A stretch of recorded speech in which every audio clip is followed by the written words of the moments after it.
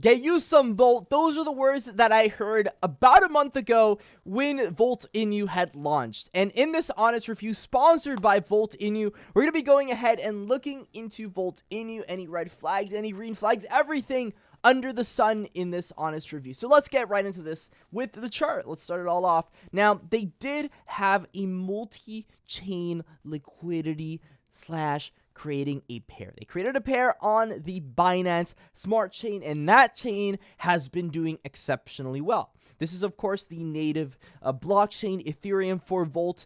This is doing pretty well. I mean, you can see it over here. It's practically at all-time highs at the 42s, up 30% today.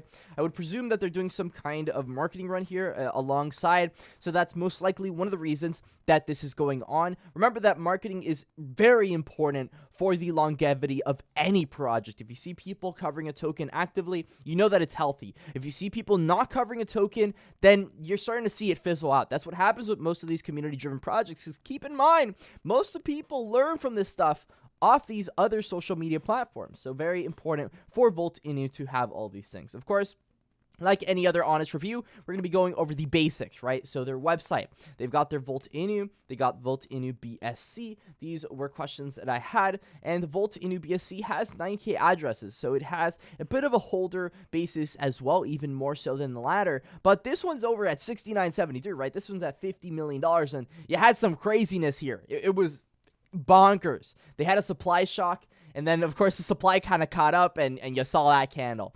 So that was really interesting to watch as well within Volt Inu. But overall, I don't really care about that, right? That's just supply shocks, right? Anyway, going into Volt Inu, it is a hyper deflationary. Volt has implemented an automatic 4% burn tax on Binance Smart Chain. Now, in terms of the roadmaps, they've got NFTs. I'm going to talk more about the NFTs later, by the way. They've got nodes, they've got these things, they've got 3 centralized exchanges, right? These guys are stacked. They've got 10K holders, the most important milestone to pass right there. Boom. Once you get out of there, for the most part, it is smooth sailing. Of course, there are projects that fizzle out afterward, but more than likely, not many projects can get to that point. So anyway, going into the centralized exchange listings, they've got the smart contract audits, all these nice things. Beautiful, beautiful white paper. This white paper is very basic. They do have to work on this tax. I will say immediately, this needs to be worked on. They could make this better. I mean, Volt Inu is worth like $30 million. They could work on this.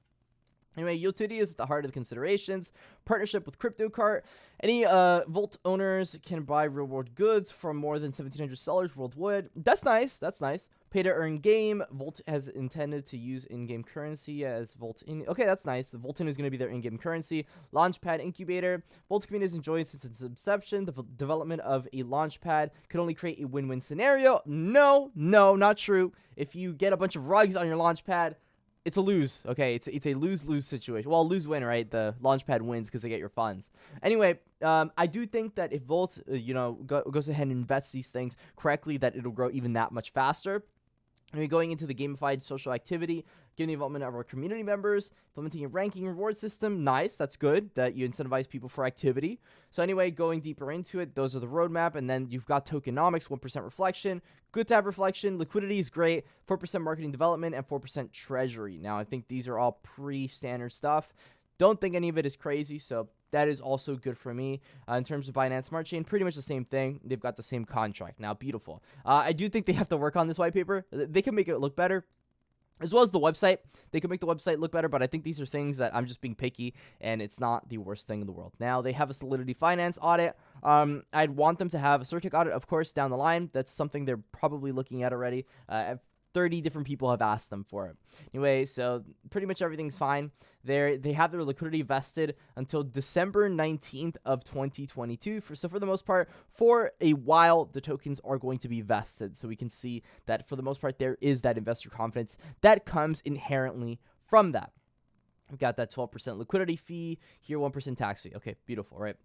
So anyway, going down on it, we see how to buy, and then that's it, right? That's exactly what you find. When you go to About Us, you don't really get the doxing of the community, which is interesting. So this isn't a centralized company there, per se. This is more of a community-driven approach. That's what happens when these tokens aren't doxed. So something to keep in mind for some people. Now, they have Adam Shelton. Adam Shelton went ahead and made a video on Volt Inu today. So that is something to keep in mind for Volt Inu.